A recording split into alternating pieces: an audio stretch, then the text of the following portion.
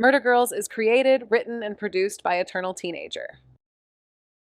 Content warning. This episode contains references to murder and an ongoing criminal investigation, themes of grief, loss, and community displacement, discussion of housing insecurity, references to past institutional abuse, unethical medical practices, and historical child welfare misconduct, mentions of infant records and systemic cover-ups, corporate environmental harm, references to physical assault and intimidation, a vehicular incident and road danger, brief discussion of prescription medication and seizure disorder, non-supernatural hallucinations related to grief, and profanity throughout. Listener discretion is advised. Previously on Murder Girls. Nora climbs into a silver Honda and starts the engine and pulls away from the curb. We're tailing her. Let's book. She's heading away from downtown toward the highway that leads to Cedar Brook. She's pulling into that storage place. Secure store, secure self-storage.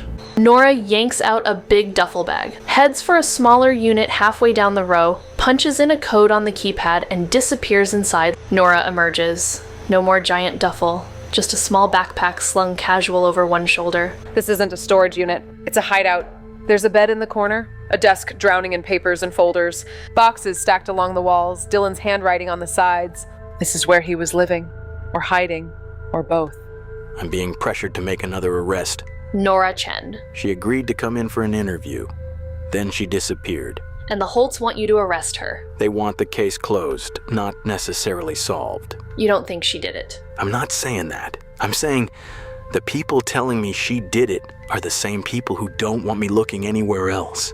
There was a man that come round. He sat there talking to her, like it was more for him than her. He said one of the strangest things to me. He looked at me and said, "Some things don't stop just because you lock the door behind you. Demolish the house and salt the land. I'll tell you that for free." I haven't decided anything. If I did sell, I assumed we would just take the money and do something together. But what do you want to do? I don't know, I really don't. There hasn't been time to think. Med school didn't work. Loose ends was an asset. I told myself coming back here was research. Like I was evaluating whether this place still fit. Okay, so what happened? You, Amethyst Emily O'Connell, you fucking happened. Whoa, what's this? That's a USB. One file, no name, video created just over a month before she died. Hi. If you're watching this, then a few things have happened. 1, I was right about you. 2, you found what I hoped you'd find. And 3, you're ready. That said, this is not a burden I am handing to you. It's not a quest, it's not a mission. This was my work, my choice. It mattered to me. You do not owe this system your lives. You do not owe this town your lives. You are allowed to walk away from this. You are allowed to shut it down, unplug the servers, erase every drive, and go live in some bright and ridiculous place where nothing interesting ever happens. Hello? You're late. Oh, whoa, it's the caller. Late? What do you mean late? She's already in danger. Who is? Nora Chen. Nora, what do you mean? If they get to her first, you don't just lose her. You lose everything.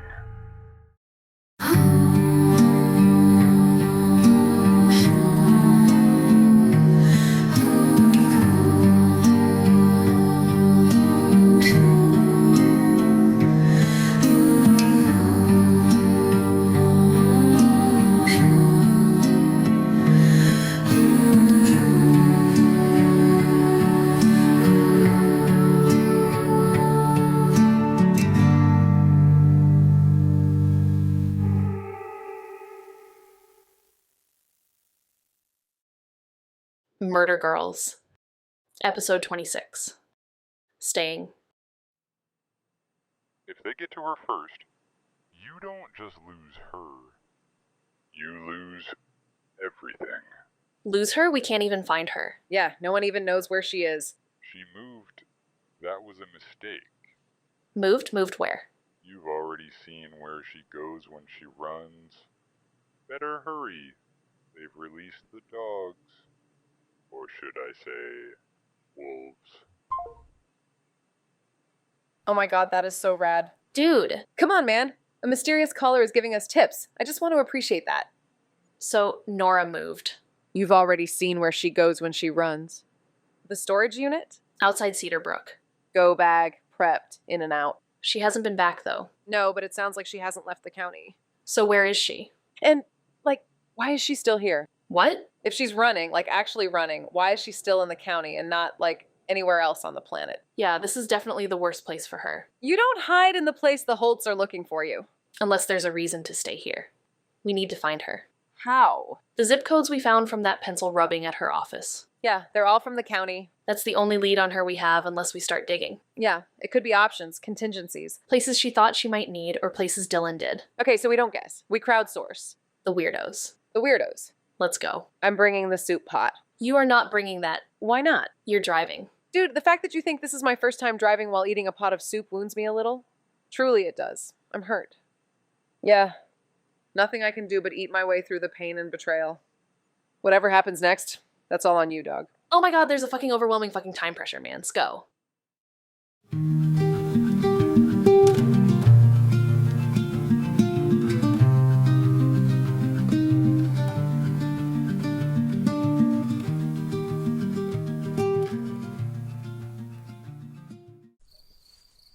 This pot holds so much. If I pace myself with care, dog willing, I could be eating this all day. Yeah, dream big. Amethyst, Emily O'Connell. Oh no. I have been trying to reach you since yesterday. I left 4 voicemails, 2 texts, a voice memo. And yeah, I went and made a collage in my notes app just to organize my feelings about not hearing back. Just when was the last time that happened? Kathy. I'm not finished. I'm in the middle of a thought. And girl, why are you carrying around a giant gold pot full of soup? If you have to ask that question, then you're just not ready to know the answer, Kathy. Mags! Oh my God, look at you! You look exhausted. That's a compliment, by the way. Okay, well, thank you, Kathy. Kathy, we can't stay long. We're looking for Walter. Oh, he's here all right. I mean, he can't go very far with the broken hoof, right? Listen, while I have both of y'all here, The hardest of passes. just hear me out. Last time you said that, I ended up selling homemade salves at the farmer's market for 3 hours. I smelled like a drum circle for a week. Those salves moved, Amy. People loved them. We changed lives. Look, I'm just saying, Hear Me Out has a bit of a track record with you, right? They finalized it. Finalized what? The sale. The sale of Sunset Shores. The county approved the environmental impact exemption last week, which means the development agreement goes through and the park. We have 12 months, probably 6. Then they break ground on whatever they're building where we're standing right now. Peter, Mayrick, Barb, Old Peter, the Hendersons, Chandra, people who've been living here for years, Amy, decades. Kathy, I know what you're going to say. That I always knew this was coming, that we all did, that the Holts have been circling this place since before I even got here. I wasn't going to say that. I was going to say that's not okay. No, it is not okay. And I want you to know, I am organizing. We're doing a demonstration, a major demonstration. I've already been in contact with Daniel Siaya's office and Lily. Absolutely love those two. And I'm planning a meditation to march on the county building steps. A meditation to march? You start seated, breath work, then you march. It's very powerful. The contrast alone should get some press. What does the sign say? Still working on the wording.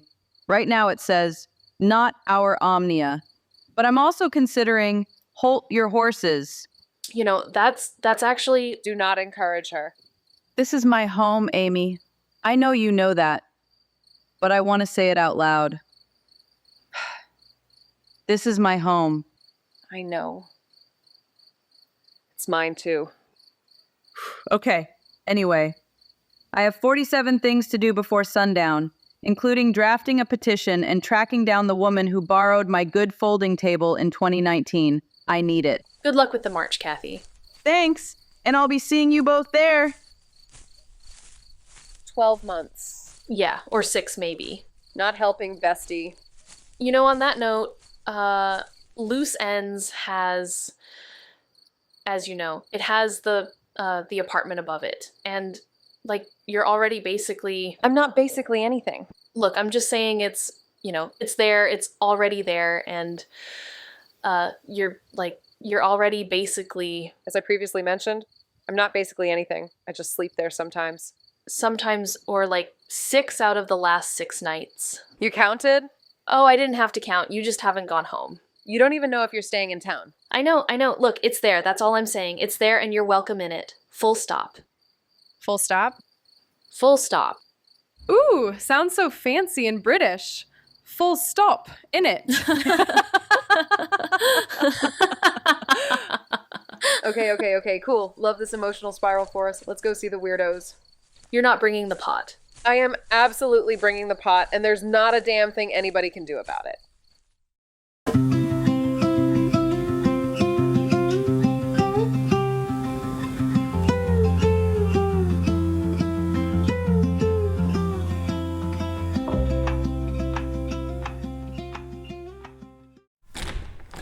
Sup, degenerates? Hey, that's uncalled for. It's more inaccurate than anything else. It's still hurtful.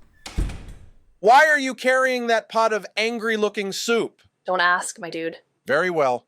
Thank you for texting first. The smell is almost gone. Hi, Walter. Walter. Hi, Amy. Hello, Miss Park. Hi. Seriously, though, what's the smell from? Don't ask. I know that smell. Don't ask. Hot sauce test incident. We're past it. Not emotionally, man. Walter's trailer is the same as it always is. Controlled chaos made legible only by Walter himself, who navigates it the way old fishermen navigate fog. Not by seeing through it, but by knowing where everything dangerous is. He looks tired, more than usual. I notice it before Amy does, which is rare. Normally, she reads a room before I've finished walking into it. But Amy's eyes go to the monitors first, mine go to Walter. And Walter's eyes haven't left the window. Hey buddy, you okay? Oh yeah, guess you heard, huh, big guy? About the park? Yeah. 12 months or less. That's what the notice says. Walter. I'm fine. I've been here 14 years. Bought this trailer off a guy who swore it was haunted. It was not haunted, although there was a pretty aggressive raccoon situation in year 2, so. I'm sorry. I'll figure it out. I always figure it out. Don't make it weird. Kathy's already organizing and, going full Kathy. Daniel's office is involved. We're going to fight this. And I was just getting the sauce business rolling, too. Oh, and well, hot sauce is something you can, make anywhere, when you think about it, right? That's true. It's as versatile a trade as it is an inspiring one. See? Just goes to show you, it's not where you make the sauce, but it's more about the sauce in, No, please do go on. The sauce in where? Yes, I want to know the end of your wise words. Ugh, fine. I was gonna say it's not where you make the sauce, but it's more about the sauce you make in your heart, okay? Laugh all you want, whatever. That would be blood. The best sauce slingers say that if you're not putting your life, soul, and blood into your work, you're just making pepper juice and not real sauce. Those are wise words indeed, Miss Park. I need to lie down. I need to say something about Minerva. My mom. What she did, using us, me, to get leverage on you, I didn't know that was the plan, and I'm really pissed off about it, actually. And embarrassed. Both at once, which is a very fun combination. Definitely been there. Hey, this isn't on you. She does this. She finds the angle and she works it, and then she acts like the information was always the point, and the leverage was just adjacent. But it wasn't adjacent. It was the whole thing. Listen, your mom is extremely good at her job, and also, for a while now, kind of our nemesis. Yeah, antagonist at the very least. My point is, those two things can both be true. None of that is about you. Thank you. Okay, what do we have? 2 things, parallel. We need to find Nora Chen. She's still in the county? Really? That's dumb. Unless she has to stay close for whatever reason. Yeah, that's what we think she's doing, actually. The caller called again? Yeah, said Nora's already in danger. That's not good. She had this written on a notepad. 5 zip codes, all Tilakwa County, all jotted on a secure store letterhead. Tilakwa County towns are small enough that they each have 1 zip code. 2 if you're Cedarbrook. Still, those are for Avalon Falls, Cedarbrook, Bearview, Tilakwa Ridge, and Holloway. And the secure store branding at the top of the notepad? She was mapping locations. Backup locations? Maybe Dylan set up more than one? So let's check if there's secure store locations in those zip codes. Already on it. Cedar Brook. That's the one you know. Avalon Falls. There's a mini storage on Industrial Road under a different brand but secure store parent company. Yeah, looks like there are locations in each zip code. Okay, let's get those addresses printed up. Mags and I can follow those up after this. Printing. Any idea why she's staying around? Nothing backed up with facts at this point. She could just be running for her life but not able to leave for all we know. Got the printout. Okay, other track. What do we know about Nora? Checking her Rate My Prof page now. Nice. Looking like, extremely positive reviews. Rigorous but fair, actually cares, gives feedback that changes how you think. One person wrote, makes environmental law feel like it matters. Which, okay, it does matter, but you know what they mean. She's good at her job. Academic side is mostly collaborative. A lot of co-authored papers. She's been on 3 or 4 with Daniel Siaya even. Environmental monitoring, watershed contamination, legacy sites in Pacific Northwest coastal counties. Dylan's world, through the front door. She introduced him to all of this. Or at least cultivated it. He was her student. Still inappropriate. Yes. So she also got arrested twice. Anti-logging protests. Once in 2019, once in 2021. Charges dropped both times. She wasn't hiding it. She listed it on a departmental transparency disclosure. She listed her own arrest record on a transparency form. Nice. And then there's this. About a year ago. Some kind of Originals Club function. Fundraiser for the Coastal Heritage Trust, which is an organization that sounds environmental and yet is not particularly environmental. Dylan and Nora are in the photo. He's in a suit. She looks like she's being very polite about being there. She's doing the face. What face? The face you make when you're at a rich person's thing and you've decided to be an anthropologist about it. And then this. Her personal Instagram. She made it private a few months ago, but I have a cached version from before. There are 3 photos of her and Dylan at a cabin. No location tagged. But the background has specific trees. That canopy is Sitka spruce, higher elevation, east side of the county, light angles west-northwest, cabins older, pre-1980 based on the window trim. How do you know the window trim, guy? My grandfather was a carpenter. Don't make it a whole thing. There are 3 areas in East Tilakwa County with that canopy profile at that elevation. That's a possible hideout. We check on the storage units first. If they come up dry, we can worry about this cabin. Okay, before we go, how are things going on your end? Piper is still in Dylan's emails. Whoa! the access window never fully closed. Technically. Pipes. What? There was a vulnerability. I didn't create the vulnerability. I love you so much and please never change, but also you have to be careful, girl. Found something yesterday I wanted to wait to show you in person. He was corresponding with his father and grandfather. The chain starts about 14 months ago. Dylan writes to Richard. Subject line is Phase 3 Site Assessment. It's all dull, reads like a corporate memo. But he's writing that he has outstanding concerns about legacy liabilities in the newly included parcels, and that he'd recommend delaying expansion until unresolved site history is fully documented. Unresolved site history. The contaminated land. So we did some digging thanks to the exploit. Richard's original Omnia proposal, the one from 2 years ago, was smaller. It didn't include certain parcels on the edges. It was Victor who pushed to expand the footprint at the last minute to sweeten the deal for Omnia. Dylan is flagging that the new parcels were never properly remediated. He uses the phrase, materials that were never properly disclosed. He mentions exposure if due diligence is broadened. Okay, so not saying anything directly because it's email? Then Victor replies, "This is not a matter for email. We'll speak in person." That's it? That's the whole reply? That's the whole reply. Then 6 days later, another email from Dylan. He says he's been thinking about expansion before remediation, and that any meaningful due diligence process would surface information that could create material complications for all parties involved. He says he wants to discuss this before the county approval stage. He's trying to slow it down. Without saying why. Without saying anything that could be used against him. Victor replies again. I'd advise more care in how you characterize family business in writing. He told the kid to shut up without saying it. And Dylan didn't shut up. 2 more emails over the next month. Dylan escalates slightly each time. He never accuses. He just keeps using words like remediation timeline, undisclosed infrastructure, broadened scope. The last one says, and this is the last one in the chain, I'd like to resolve this before it resolves itself. He knew it was going to come out. Or he was going to be the one to force it out. And Victor was making sure there was no paper trail. Can you preserve those? Already done. Air-gapped copy, nothing cloud adjacent. Dylan was a good kid. Didn't seem like it. Not at first. Seemed like a dick, actually. Seemed like a spoiled rich dick. But I guess he was a good kid. Okay, here's where we land. Miles, Val, and Walter. Pull everything you can on secure store franchise ownership in Tilakwa County. Piper? Already have a thread on the Victor-Richard correspondence going back further.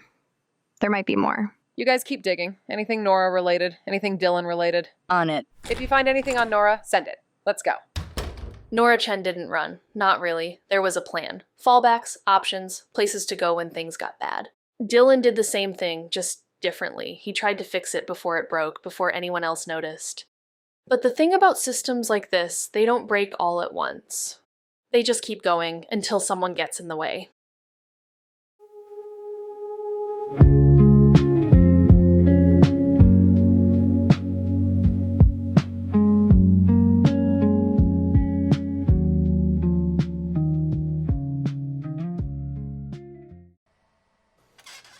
The machine sounds different when you're down here alone.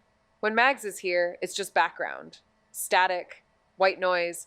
But alone, it's something new, present. Like it's always doing something and you're only interrupting. I've been taking my meds. I want that on record. It's only been 2 days, sure. But still, it's different this time. It means he shows up less, which is the deal. Which I agreed to, which was the right call. I know that. You're buzzing. I'm focused. That's one word for it. The case is breaking open. I can feel it. That's not a bad thing. No, it's not. It's all... Converging. Yes, converging, exactly. Which is when people get sloppy. I'm not being sloppy. I'm, never sloppy. You're doing that thing where you sprint the last 100 meters because you can see the finish line. That is literally how races work, Dad. It's also how people blow out a knee. You look different. Is that me, or... I mean, in the end, this is all you, right? But you've been consistent, so that's probably why there's a difference if you're noticing one. Early days, but yeah. Good for you, kiddo. I like when you come around, though. That's not why you take them. No. She asked you to stay. She offered the apartment, which is different. Is it? She didn't think twice about it, just said it. Full stop. Yeah, she did. I know what that means. I'm not dense. You're the least dense person I know. You're also very good at standing in a doorway. Is that a metaphor? I'm the metaphor. That was an observation. Correction. You're a coping mechanism. Mags doesn't know if she's staying in town yet. Neither do you. No. Seems like something to solve together, maybe, yeah? Maybe. You're gonna figure it all out, Ames. Yeah, I know. I know you know. I just wanted to say it. Thanks, Dad. Oh.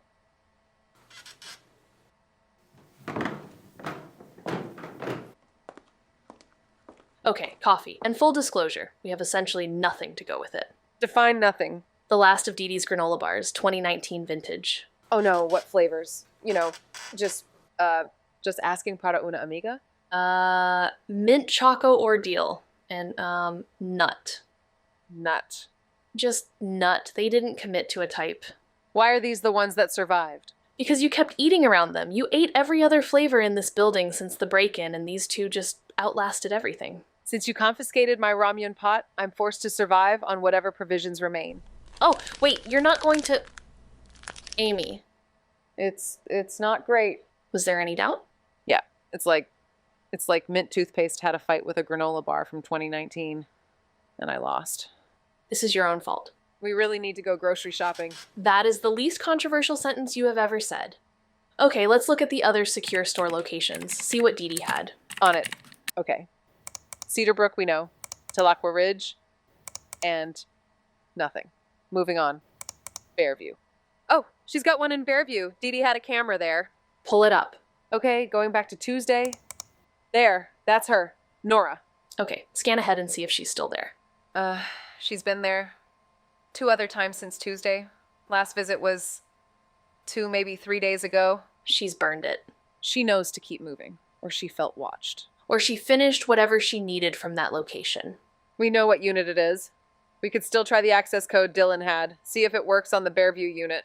Is that worth the trip? Probably not. She's not there, and whatever she needed, she took. If we're just gonna drop in somewhere, Holloway feels right. Yeah, she goes as far from Avalon Falls as possible while staying in the county. Dee Dee didn't have a camera there, but we can check it out. Okay, we check Holloway. Fucking Holloway.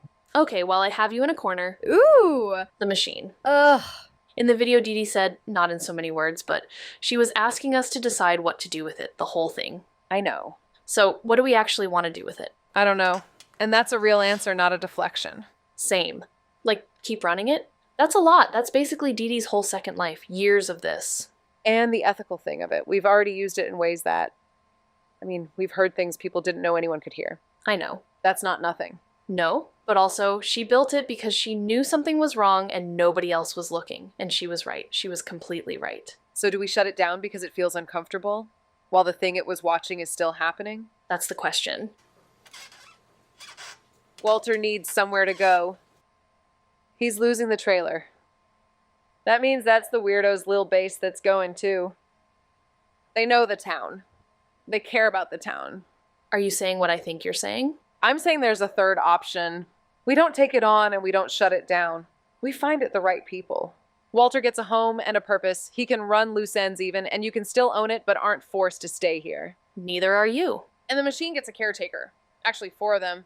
Huh, I mean, I guess Walter is a curiosity himself. Exactly. The weirdos could still work out of here. They'd have a proper base. A proper operation. Right, a properation. With adults nominally in charge. I'm not sure Walter counts as an adult in the way we need him to be in this case. He counts more than we do. To that point, we'd be asking him, and 3 minors, I might add, to take on something that is staggeringly illegal on just so many fronts. I know. They may even turn us in when they see this.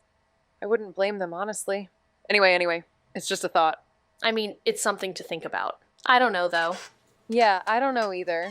Add it to the pile. Okay, moving on. Victor Holt. Victor Holt. Dylan's emails weren't just about contaminated land. They were about Victor, specifically. The expansion was his call. Richard's proposal was smaller. Sleazy, but smaller.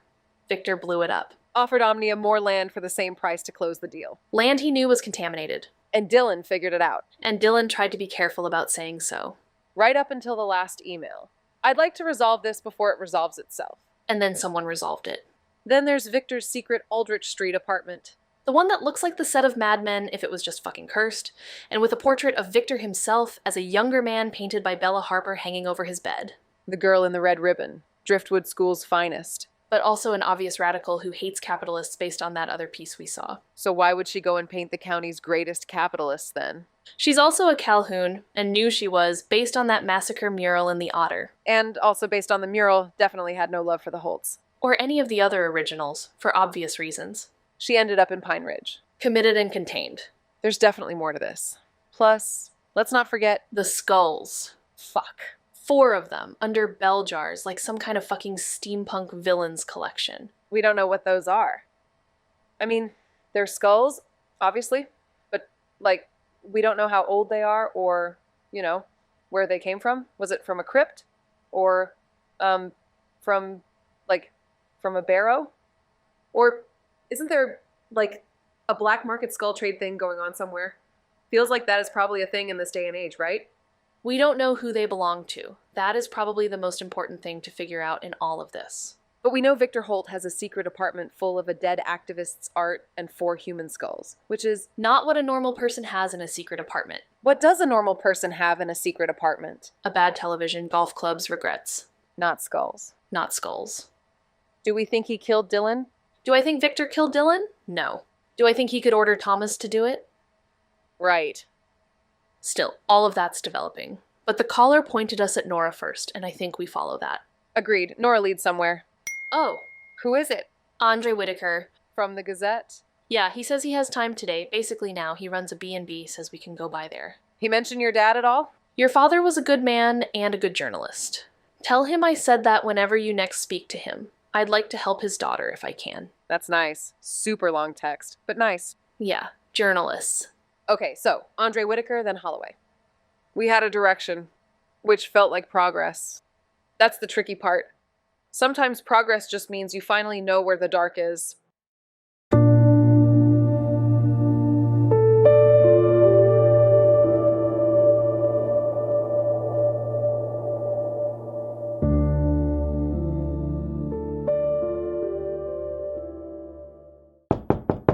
The harbor light doesn't announce itself. It doesn't have a security camera above the door or a family crest above the fireplace. It just is what it says it is. A warm, welcoming place near the water. A light on. Andre Whitaker opens the door before we can knock a second time, which means he was already close. He's in his late 50s, tall. The kind of still that isn't stillness at all. It's attention. He looks at us the way a very good editor reads a first paragraph. Quickly. Completely, with an opinion already forming that he isn't going to share until he's sure. Marguerite Park. Amy O'Connell. Mr. Whitaker, thank you for seeing us. Of course. Please, come in. My husband wanted to make sure I let you know that there is coffee. There is coffee. Amazing. Thank you. Oh, and I detect cookies. I want to say oatmeal raisin. No, just oatmeal. That is correct. Raisins insist upon themselves. They do indeed. We settle at the small table near the window that faces the harbor. Andre sits with his coffee and says nothing. He is clearly someone who has conducted many interviews and learned that silence is the best opener. Amy lasts approximately 4 seconds. You remember us from the original case? I do. You were 12. You came into the newsroom once with Diane, Dee Dee. Your father wasn't there, Amy. I think he was at a county meeting. You told Jim, Marguerite's father, that you had actionable intelligence. You were wearing a backpack that had a cartoon dog on it. Jake, he was from a show. I know who Jake the dog is. I have a nephew. I love you, sir. That seems premature. Marguerite, Jim as well? He is. He says you taught him how to structure a lead. He taught himself. I just told him to stop putting the good sentence third. He was a fine journalist. I was sorry to lose him to communications. He was sorry too, I think. He just doesn't say it. Before we begin, I wanted to ask you something. Are you investigating the Dylan Holt murder? Is that what this is about? I mean, we're trying to stay as low-key about it as possible, but yeah, we are. I won't openly condone what you are doing, but I did thoroughly enjoy your adventures when you were children. It was like something out of a book, wasn't it? Yeah, sometimes like a cartoon also. So, you wanted to ask about the Holts? The piece you wrote 8 years ago. The profile. Yes. I've written better. It's a puff piece. It's a puff piece. The Gazette wanted access, and access has a price. I negotiated the price down as far as I could, and still came away feeling that I'd left something on the table. What did you leave on the table? Victor Holt. That's where we want to go too, actually. But first, Thomas Holt. Can you tell us why he ended up at Cedarbrook High? Thomas. What do you know about him? Nothing before Cedarbrook, really. Thomas attended a private school in Switzerland, the same one his brother attended. In his freshman year, he was expelled. With some digging, I found out he put 2 boys in the hospital, one quite seriously. The story I heard was that he was on liquids for 6 weeks. Thomas had discovered that this particular group had been systematically bullying Richard for 2 years. He addressed the situation. Comprehensively. Indeed. Victor was embarrassed. Not because Thomas had done it. If you understand Victor Holt, and I believe you're beginning to, but because it became visible. Victor had spent years placing the role of Richard's protector on Thomas's shoulders. That was a private arrangement. Thomas made it public. And so Victor made Thomas public in a different way. Cedar Brook High. No appeal. And Thomas just accepted that? He did more than accepted. He thrived. Varsity lacrosse, scholarship offers from 3 Division I programs, which Victor also made him decline. Why? Because Victor didn't build a dynasty to watch his pieces leave the board. Thomas went into the Marines instead. Did well there too, apparently. And then came home and went to work for the family. As a fixer. As a point of resolution for situations that required discretion. There was an incident in San Francisco. A man at a function who behaved badly toward Eleanor and Dylan. Very vague details. Very large settlement. Very thorough NDA. Could Thomas have killed Dylan?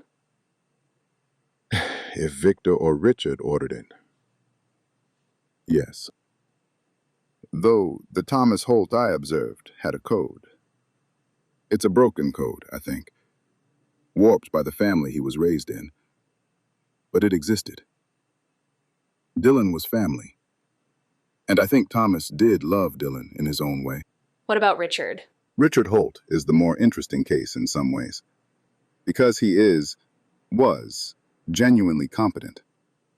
He has a real instinct for business.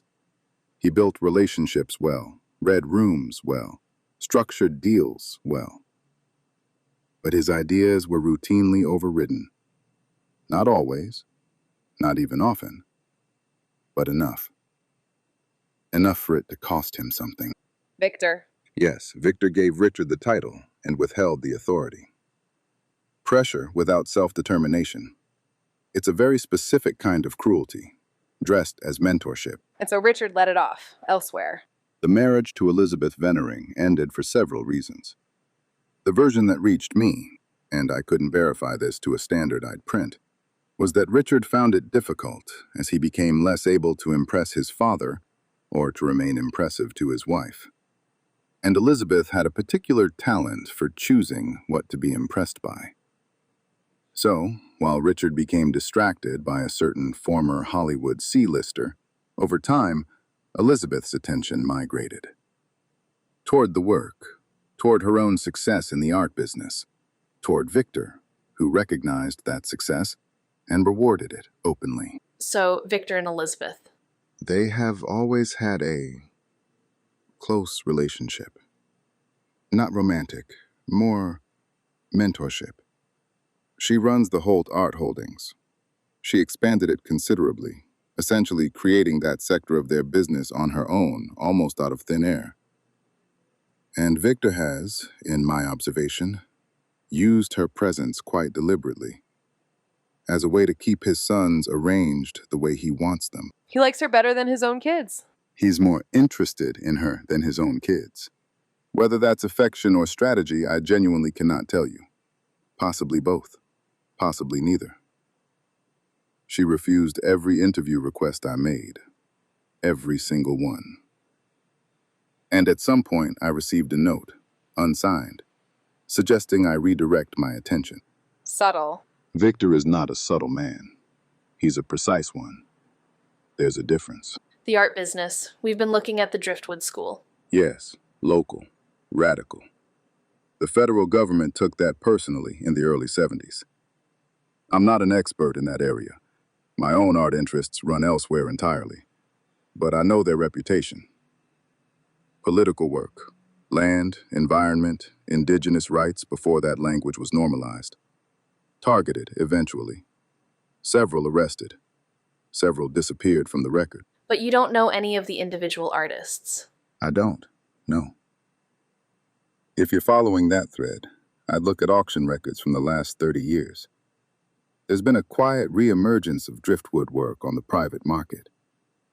Someone opened a door.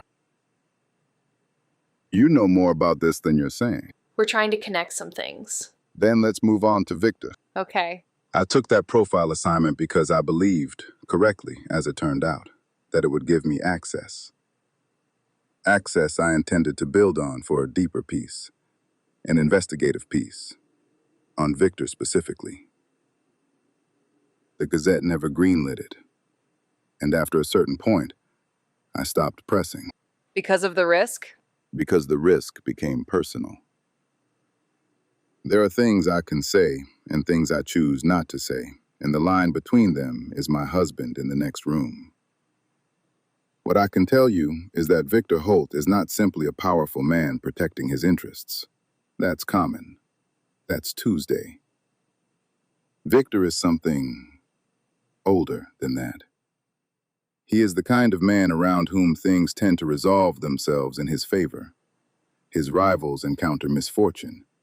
His enemies stop being visible. It doesn't happen loudly. It happens in the negative space, in the absence of things that should still be there. How so? Take his dearly departed wife, for instance. Johanna Bergman Holt. She died in 1974. A small plane crash. Richard was 4. Thomas was 2. We didn't know anything about her, really. Just that she died. Most people don't hold on to it. On the surface, it's a tragedy. 2 great families had united. Victor and Johanna. It was the kind of marriage that got written about. And then she died young, and it became a sad chapter in the county's history.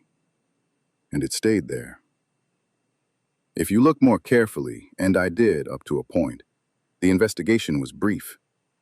The safety records around the plane have discrepancies that no one has formally addressed. I stopped looking when it became clear that looking was being noticed. How do you mean? I made a call to the FAA regional office requesting records. 2 days later, I received a visit at my home. Not the newsroom, my home. From a man I did not recognize who expressed what he described as concern for my work-life balance. In that very calm way that means something else entirely. That tone. Yes. Actually, I have something that may interest you. I never used this, never shared it, never knew quite what to do with it. Part of the profile sessions. This is Richard. I'm asking about the family's future plans. And then Victor comes into the room. So really, when you break it down into its basic parts, the Foundation's focus has always been the long-term stewardship of... Andre, I don't think Richard has anything further for you today. You have what you came for. I'd say you've been more than generously accommodated. Well, Victor, I still had a few questions about the... I know what you still have. You're a careful man. That's admirable. But you need to be more careful. I'll tell you that for free. You recognize something. It's a distinctive phrase. Andre, thank you. Genuinely, we've taken up enough of your time. I enjoyed it. Truly. Marguerite, I was sorry to hear about your aunt. Diane. Dee Dee. She always knew how to make me laugh. Oh, is that actually possible? Of course. I am currently smiling, am I not? So, well, I mean, yes? Be careful with whatever you're following. Victor Holt does not have a temper. Men with tempers are predictable. He has patience. That's much worse. Be careful. Both of you. I'll tell you that for free. It was Victor. He visited her. Victor visited Bella Harper in that hospital multiple times. We don't know that for sure. We know that for almost sure, dude. And Bella painted a fucking portrait of him before that. We need to go to Holloway. Yeah. Urgency first. Victor Holt could wait. That's what made him dangerous. Nora Chen couldn't, so we didn't either.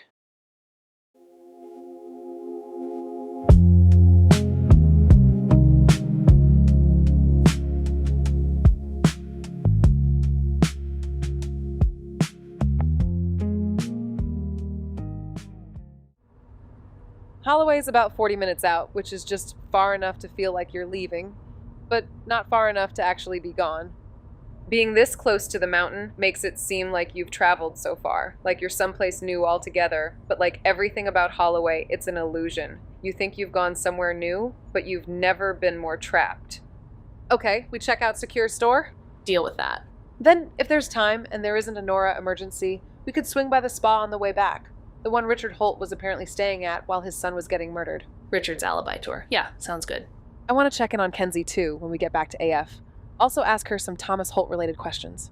Ugh, I can't believe I'm going to fucking Holloway 2 times in 1 week. Yeah, it's such a shithole. How will we ever stand it? Tell me you're in a cult without telling me you're in a cult. What? Nothing. So, we're moving in together, huh? That's one way to describe it. Is it not accurate? It's, well, you'd be in the apartment and I would be in the apartment as well. So technically... Technically, we're moving in together. And the distinction you're trying to make is not a real distinction, Mags. No, it's not. Great. So we're agreed. I don't actually know how long I'm staying. I know. I came back for the estate stuff, for the shop. And then the case happened, and it's been 6 days, and I haven't... You haven't called anyone in Seattle? No. You haven't listed the shop? No. You made us a grocery list. A real one, with categories. That's just how my brain works. It's not a declaration of... You alphabetized the spice rack. There was no system. Like, okay, Dee Dee, let's mix the herbs with the baking spices like it's some kind of fucking free-for-all couples cooking class down at the community center. Mags, there was no spice rack. You built one. It's temporary. I mean, obviously, I fashioned it out of coat hangers. I'm not trying to trap you into anything. I'm just saying... No, hey, I know that. That's not how I feel. Like, at all. I'm sorry. What I'm doing, it's... As your friend, I feel it's my duty to tell you that what you've been doing for 6 days looks a lot more like staying than leaving. I know. When I think about all of that, the estate, and then what comes after, it's really overwhelming. Okay. That's not about you. You are great. Obviously. And us together again. I think the last time I felt this good was... Well, honestly, it was the last time we were together. When we were kids. So what does that version look like? The one where you stay? I don't know what I'm doing instead of medicine. I don't have a plan for the shop. I don't know if I can actually run a curiosity shop. I don't even know what a curiosity shop does day to day. Like, do people just come in and buy weird stuff? Or is it more of a... I don't know either, but it seems like it's more of a vibes situation. Dee Dee ran it on pure vibes and the occasional estate sales score. You'd be fine. That's not a business plan. No, it's not. Did I not just mention that it's vibes? Loose ends runs on vibes and the occasional mood. So, what does your version look like if I stay? Honestly, I've been here my whole life, and I've spent most of it waiting for something to change. Waiting to finally figure out what happened to my dad. Waiting for the town to stop being what it is. Just waiting. And then you came back, Chica. And we've been doing something for 6 days, and it's the first time I haven't felt like I was waiting. So I guess that's what my version looks like. Not waiting anymore. Yeah. That's a version I can see myself in. Yeah? Yeah. So, roommates? Yes, roommates. You still get the bed, obviously. It's your place. We need to figure out where to put your stuff. I don't have that many things. The Airstream is like 9 feet wide. I've been in it, I'm aware. Then you know I can consolidate. You have a lot of shoes. Not that I'm judging. I get it. I too have a lot of shoes. That's the problem. Like, you have 3 pairs of the same boots. Okay, I mean, they're slightly different though. You see that, right? How? 1 pair is for rain, 1 pair is for heavy rain, and 1 pair is for when I want to feel like I have my life together. Those are the same boots. Right? But they're different energetically, Mags. There it is. That's the one. The laugh my best friend only does when she isn't thinking about doing it. Here's the thing about Mags Park I forgot, and then remembered. She makes decisions the way she makes everything. Quietly, thoroughly, and without a lot of announcement. She organizes spices logically and then builds a spice rack. She writes up a grocery list with categories and, subcategories. She tells you an apartment is there and you're welcome in it. Full stop. She doesn't say I'm staying like it's a declaration. She just stays. And honestly, that's better. Declarations are easy. Staying? Staying is the whole thing.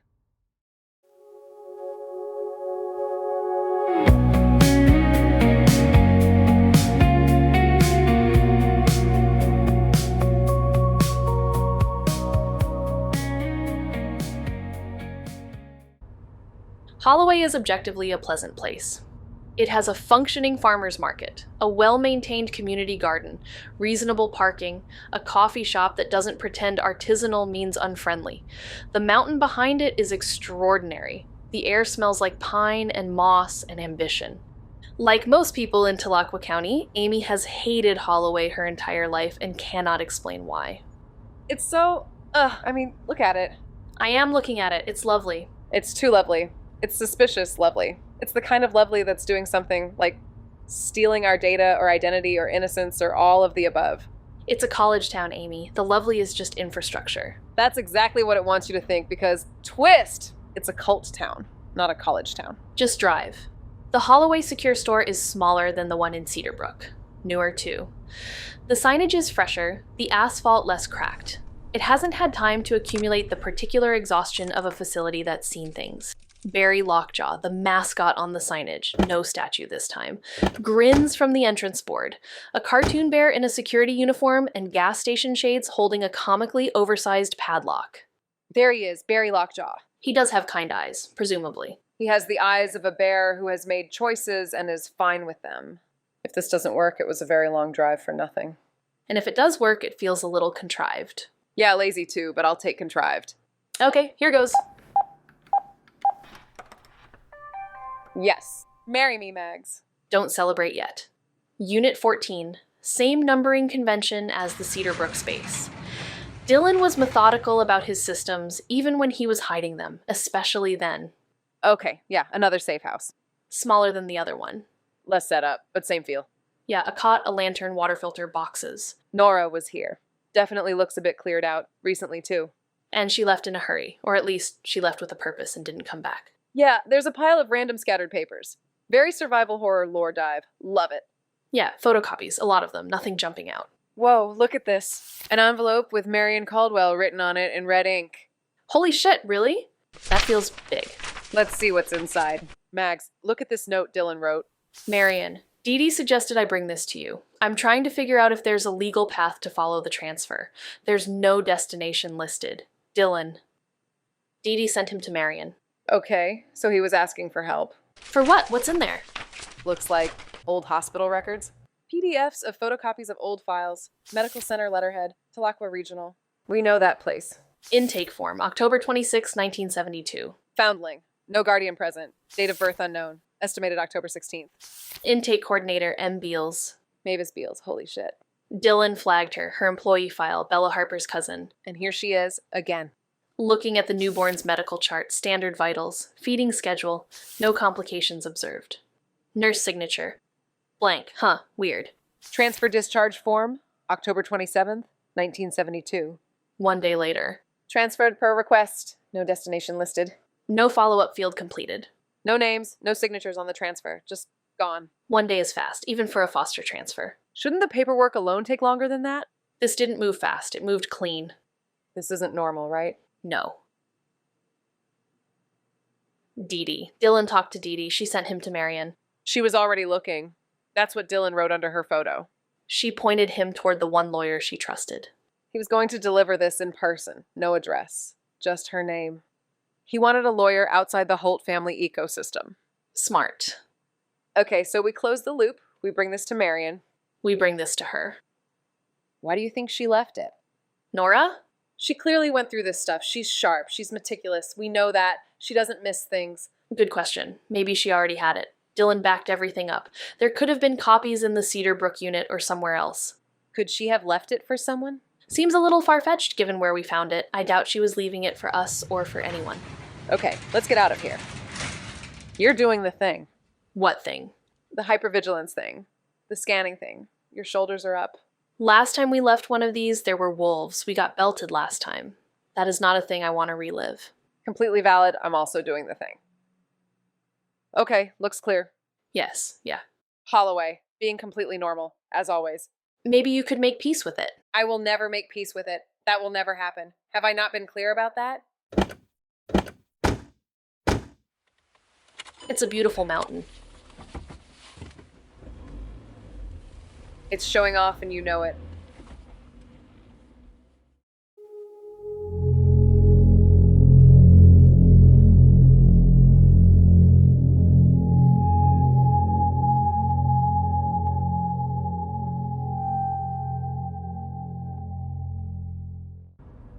There's a version of leaving Holloway where nothing follows you. This was not that version. Texting Marion, asking if she can see us tonight. Good. She needs to see those documents before we overthink what they even mean. Why? What do you think they mean? Still formulating theories, but here's a hint. Superman is an orphan. Yeah, maybe keep formulating there, Jerky. And when you think you're done, just continue to formulate. Okay, text sent. And the spa? Still want to swing by? We're already out here. It's what, 20 minutes off the route? 15 if we take the Sentinel Pass turnoff. We're doing it. Richard was cleared by the surveillance footage, but I still want to see this place. Maybe we learn something? Like if he prefers a mud or seaweed wrap? Sure. Also, I just want to look at that place. Me too, it looks so nice. That car's been behind us for a bit. It's a road, Amy. I'm being serious. What do you make of the silver SUV? The Kia Sportage? Yeah. Oh, was it in the secure store lot? It was, right? Could be nothing. Holloway to Avalon Falls is the county road. Everyone uses it. Could be nothing. They're keeping distance. Consistent distance. That could still be nothing. It could. Okay. I guess just fly casual for now? Makes sense. So, the spa. What do we think a Holt does when he wants to get away from his family? Something that uses both a flotation tank and a wine cellar. And a staff who knows better than to ask questions. Obviously. Do you think he charges it to the business? I mean, he probably owns the place somewhere down the line, right? You know what? I think you're right. They turned off the Sportage. Yeah? Fairview exit. They're gone. God, I'm sorry. I sent us both into a whole thing. No, you were right to flag it. It was probably just someone from Bearview who happened to park at the same storage facility. Right, yeah, on a Sunday afternoon in Holloway. Holloway has a very active weekend storage space scene. I don't know what people do there, but they are clearly doing it. You hate it so much. So much, but in a loving way now. A little bit. What are you thinking for dinner? Well, we could pick up groceries and I thought I could make us dinner. You know, gotta start pulling my own weight as a roomie. Oh, so fancy. What are you gonna make? How about... yeah? How about what? Mags. I see it. That's not the same car. No, it's not. That's been back there since the Bearview Junction. Which means... The first car was a flag, a diversion, to get us to relax. I'm going to slow down. What? Why? Just... Okay. They're slowing down, too. Fuck. How far did the Sentinel Pass turn off? 4 minutes, maybe 3. There are cars there. People. Yeah. Amy? I see it. They're speeding up. They're gonna try to cut us off from the turnoff. Hang on! They're gaining! Amy! Amy! The Yaris is a Yaris! She's doing her best! Turnoff is coming up. I see it. They're coming up beside us. Okay. Hold on. Whoa, look out! I see it! They're gonna run us off the road!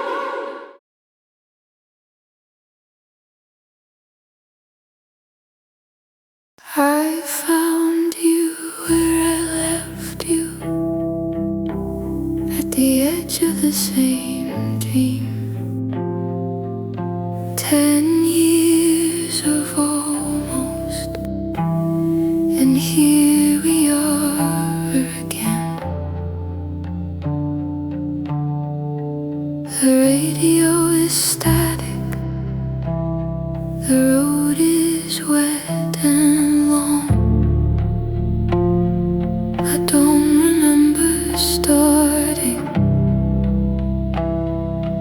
I don't think it matters now.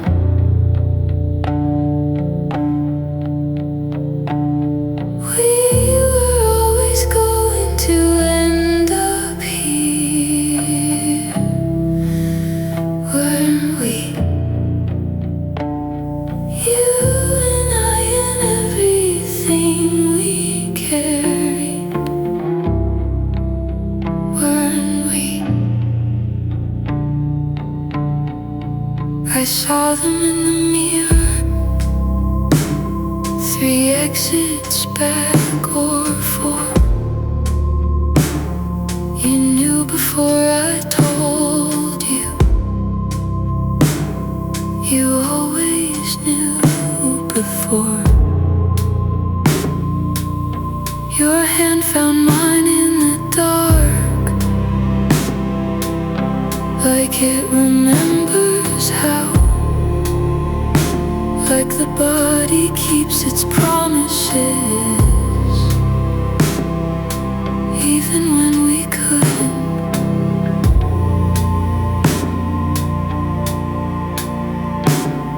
We were always going to end up here, weren't we?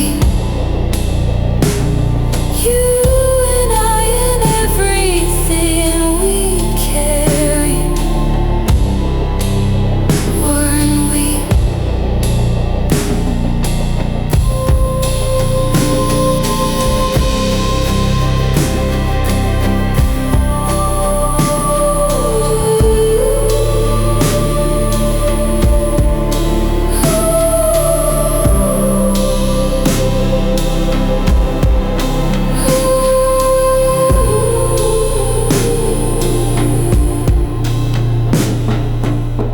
I used to pray we'd find a way around it.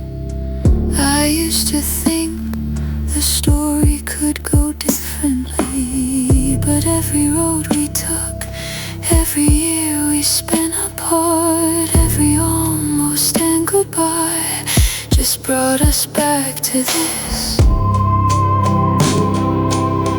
Just brought us back to this. And I'm not scared. I want you to know that I'm not scared of any of it. Not the dark, not the speed, not what's behind us. Gaining.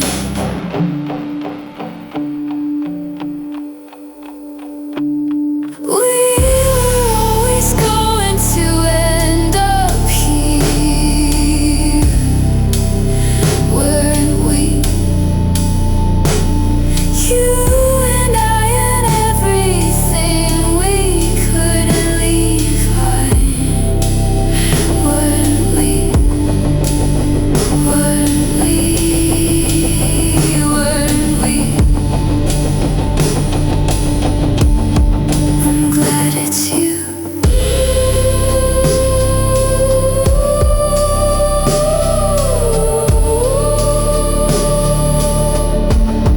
I'm glad it's you.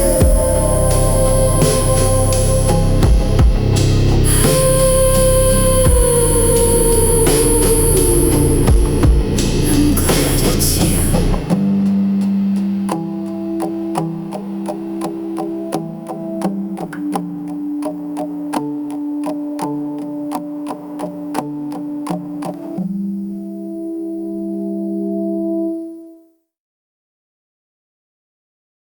Hello everyone, Mags Park here. Just wanted to let you all know we're getting close.